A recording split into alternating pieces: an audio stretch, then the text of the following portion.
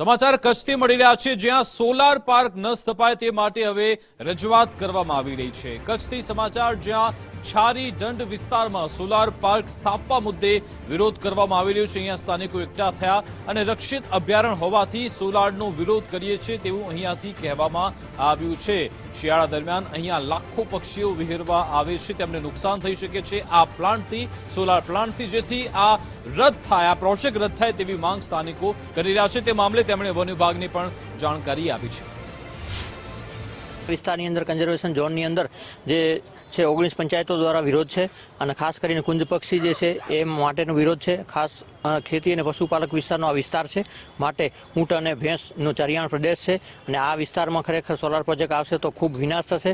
કુંજ પક્ષી જે છે 5200 કિલોમીટરમાંથી હવાઈ માર્ગે 4 દેશોમાંથી ભ્રમણ કરી અને એની પ્રજનન માટેની આ અનુકૂળતા પ્રમાણની આ ભૂમિ છે, માટે આ પ્રકૃતિનો વિકાસ થાય અને વધારે અહીંયા પર્યટકો આવે, સરકાર આ બાબતે ધ્યાન દે એવી અમારી માંગણી છે। આ પ્રકારનો વિકાસ ખરેખર અહીંયા નહીં થવું જોઈએ।